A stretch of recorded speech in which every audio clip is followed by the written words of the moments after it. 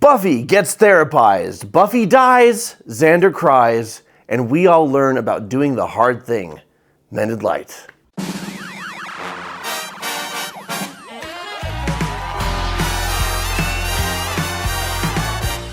All right, we're taking a look at the season 1 finale of Buffy called Prophecy Girl. And I want to look at doing the hard thing, the difficult thing, and facing whatever it is you're afraid of, squaring up to it instead of running from it. So this is mostly going to be about Buffy facing the Master and facing her own mortality.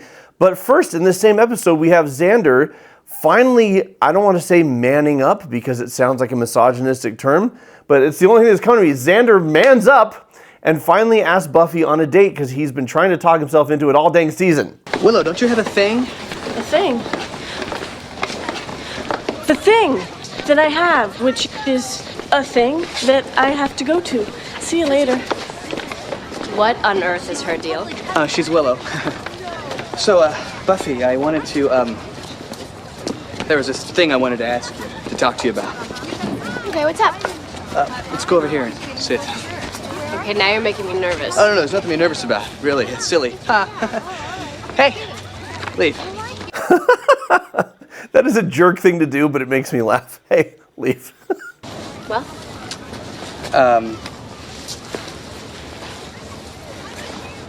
You know, Buffy, I like you, Mary. I like you a lot.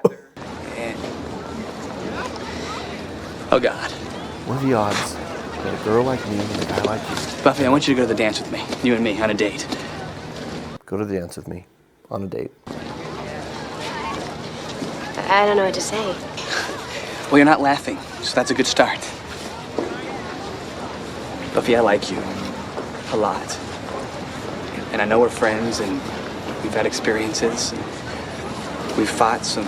I know Xander can be problematic, but this takes guts to tell somebody. But I want more. I want to dance with you. Xander, you're one of my best friends. You and Willow.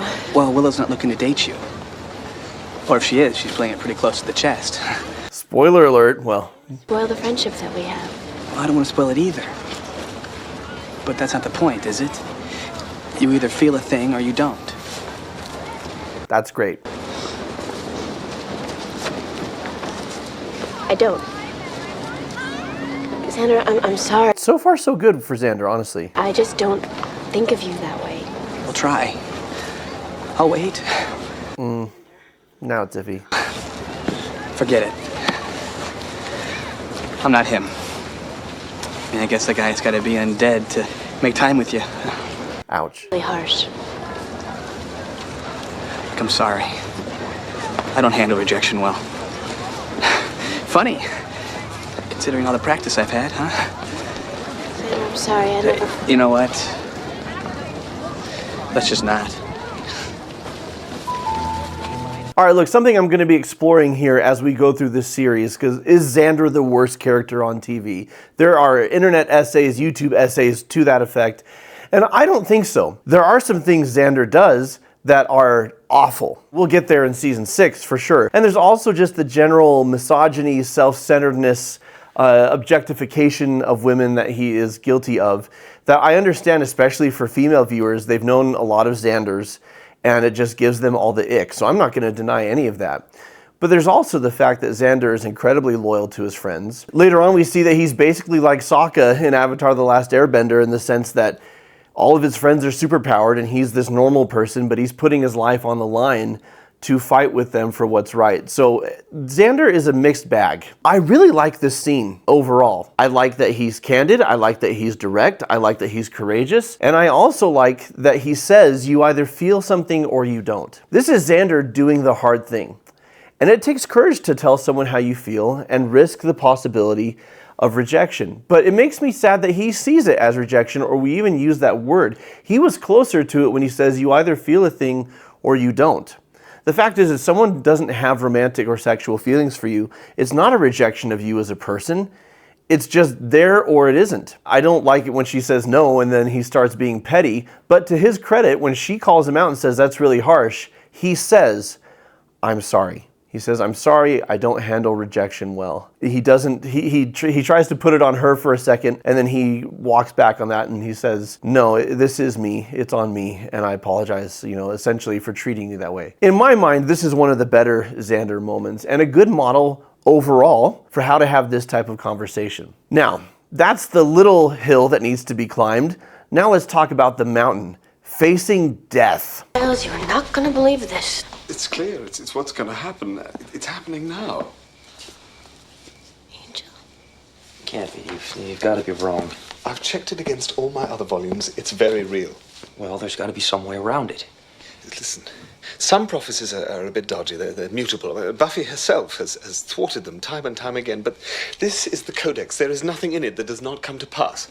And you're reading it wrong. I wish to God I were. But it's very plain. Tomorrow night, Buffy will face the Master, and she will die. Whoa. Oh, Sarah Michelle Gellar is so good in this. This is the moment the series went from, it's a pretty fun show, to like, oh, this is going to be an amazing show. Like you can tell right here. So that's it, huh? I remember the drill. One Slayer dies, next one's called. Wonder who she is.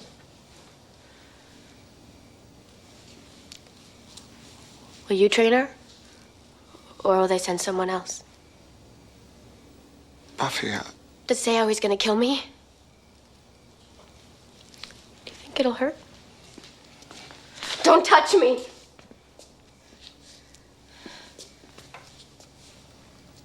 You even gonna tell me? I was hoping that I wouldn't have to, that there was some way around it. I've got a way around it. I quit. It's not that simple. I'm making it that simple. I quit. I resign. I'm fired. You can find someone else to stop the Master from taking over. I'm not sure that anyone else can. All the signs indicate... Signs? Read me the signs! Tell me my fortune! You're so useful sitting here with all of your books! You're really a lot of help! No, I don't suppose I am. I know this is hard. What do you know about this? You're never gonna die. You think I want anything to happen to you? Huh? Do you think I could stand it? We just gotta figure out a way. I already did. I quit, remember? Pay attention. Buffy, if the Master rises... I don't care!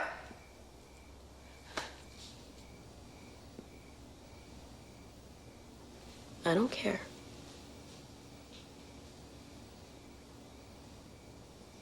Giles, I'm 16 years old. I don't want to die.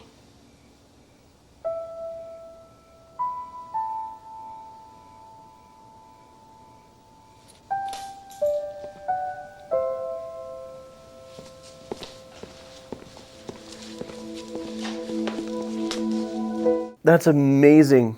Such good writing, such good acting. I tell people who aren't into fantasy or sci-fi or anything, or horror or superheroes or anything, people who just like more realistic. And I always say, these stories, they hook you with the fantastical, the escape from our reality to a world of vampires and monsters and things like that, and ghosts and goblins. But what really sticks with you is what is real. A 16-year-old girl who doesn't want to die. There are so many applications for that, real life, real world applications, but for all of us, we have to face up to and square up to the fact that we're mortal and we're not going to stick around forever. And for some of us, that comes sooner than we hope. And just the sheer helplessness of Giles and Angel in this scene, it's all really heartbreaking. So the question for us, as we face our mortality, that our days are numbered, whatever that number is on this earth, is what are we going to do with them? And a lot of people would prefer not to think about that they're going to die. They prefer to spend their days in the endless pursuit of pleasure and fun. And don't get me wrong, I love me some pleasure and some fun. But there's a difference between pleasure and fun for the enjoyment of being alive and pleasure and fun as a distraction from the fact that you're going to die. The fact that our days are numbered gives our lives meaning, because we can spend our days doing what we can to make things better for the people around us, for the world that we live in. And even if we can't affect change on a macro level, I mean, collectively we can, and some of us individually can, but all of us can affect change on a micro level in the lives that we touch and the people that we connect with. And Buffy, like many great heroes in literature, but also in fiction and pop culture, but also in real life, decides to give her life for her friends. And what makes it an act of courage is that she is terrified. It's not that she's fearless and undaunted. She's scared out of her mind. But she's going to do this for the people she cares about. You tried. It was noble of you. You heard the prophecy that I was about to break free, and you came to stop me. But prophecies are tricky creatures. They don't tell you everything. You're the one that sets me free. If you hadn't come, I couldn't go. Think about that.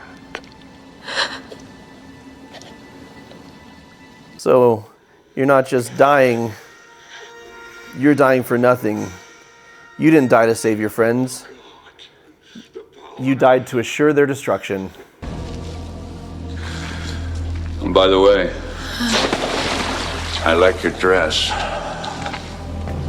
Oh man. The Master was a pretty good big bad for the first season. I mean, I think there are better villains overall on this show, but it's a pretty good way to set the tone. Oh man. A piece of work. What was that? It's too late. He's going up.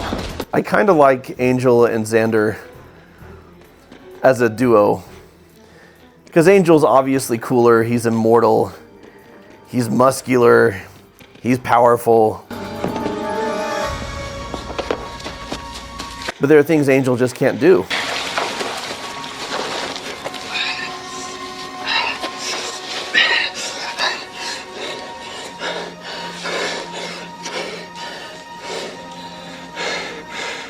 She's dead.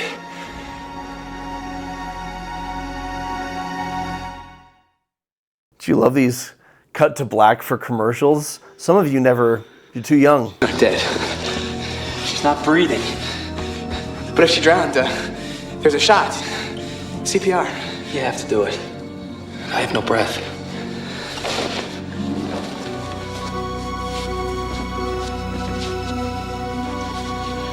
And thank you that at least here there's no creepy CPR as making out weirdness. It's literally just Xander caring about his friend. I know that's a low bar to clear, but come on, we've all seen that in every... The Sandlot did it best. Breathe. Come on. And that's actually decently close to actual CPR, what he's doing with the chest compressions. It looks better than I've seen it done in other places. Twilight New Moon was terrible. Way to go, Xander! He's not without his moments, come on. I'm not saying he's good, I'm just saying he's not without his moments. Xander? Welcome back. Xander, for the second time this episode, doing a hard thing. Now, again, I'm not saying, look at Xander, like Buffy's the hero. Buffy's the one who willingly gave her life for her friends. But it is to Xander's credit that he goes into the Master's lair as a mortal with no superpower abilities just because he cares about doing the right thing and he cares about Buffy as more than just a romantic interest. He cares about her and he saves her life. And now she's going to return the favor in the most badass possible way. Oh no, the Hellmouth is opened. And the tremors have been unleashed. Cordelia. I do love that we kick in with the theme song as a badass strut off here. So how do you know where the Master's going? I know. Nerf Herder really delivered with this song. Oh, look, a bad guy. I love the confidence back from the dead. Hey, you two wait here. Keep the rest of the vampires off me. Right. Angel, better put on your game face. I'm ready. One way or another. This won't take long. You know, the first season's like okay. It's got some compelling stories, but I wouldn't call it badass television until the finale. And the finale in every level is saying, this is what the show is gonna be, buckle up. See how you like it. This won't keep them out for long. Oh no. Very trash compactor from Star Wars here. Also, oh. Feed me, Seymour! Feed me!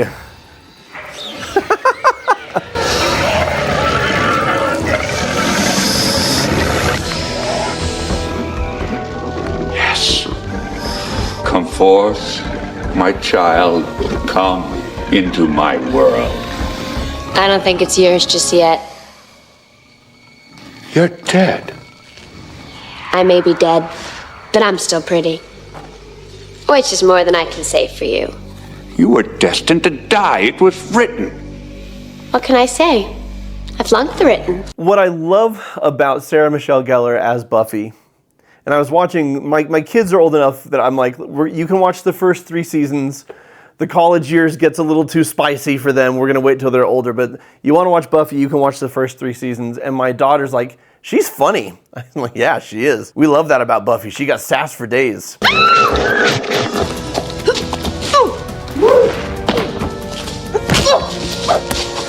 Where are your jibes now? Will you laugh when my hell is on earth? You're that amped about hell? Go there.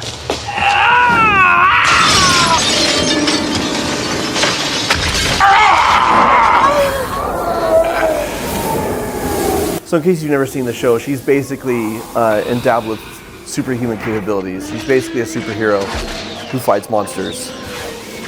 Strength, speed, stamina, all the stuff. Now, what I love about this, and Joss Whedon, get help, because you need help and I love your work. But if you've seen the first Avengers film, this is very much the shawarma scene at the end. Dead. The whole mouth is closed. Buffy? Buffy? Oh, I'm sorry. It's just been a really weird day. Yeah, Buffy died and everything. Wow, harsh. Should have known that wouldn't stop you. Aw. Wow, what do The we do look now? she gives him. I don't know about the rest of you, but I'd like to get out of this place. I don't Shawarma? the library very much anymore. Hey, I hear there's a dance at the Bronze tonight. Could be fun. Yeah, Buffy? sure. We save the world. I say we party. Right? I mean, I got all pretty. What about him? He's not going anywhere.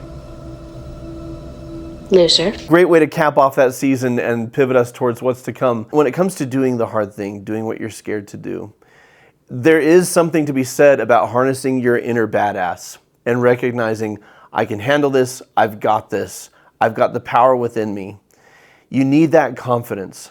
The confidence that Xander had, even though it was mixed in with insecurity to ask Buffy out, didn't go the way he hoped, but at least now he can move on. He can move forward and he can pivot. The confidence that Buffy had, she didn't want to die, but she also didn't want her friends to suffer. And she let that be the bigger thing. When it comes to doing the hard thing, always keep in mind what matters most. Generally speaking, the hard thing can be done if you focus on that. When I was little, my mom made me take bitter cough syrup, and I never wanted to take it because of how it felt. And she says, "What, your throat's gonna feel better. Don't you want your throat to feel better?" And I say, "Well, I don't know. I want my throat to feel better, but I don't want to taste this either." And then she would say, "Pretend that a bad guy's got a gun to my head and he's gonna kill me unless you drink this." And I'd always grab it and drink it, right? Or, "You have to drink this, I've been poisoned, if you drink it, then I'll be saved." So keep in mind what really matters, what's your top priority. And keep in mind the times when you've done the hard thing because you have the strength within you. Now, Buffy's got her team here, her Scoobies. It takes a community to heal from trauma. By the way, I've got a video on that very subject that's going to pop up here on screen, or the link is in the description below for you to watch next. What I want to know from you, how do you find the strength to do the hard thing? And what are your thoughts on the season 1 finale of Buffy the Vampire Slayer? Let me know in the comments below. And what other Buffy moments do you want me to therapize so I make sure to catch them? Until next time, folks, keep shining. We need your light.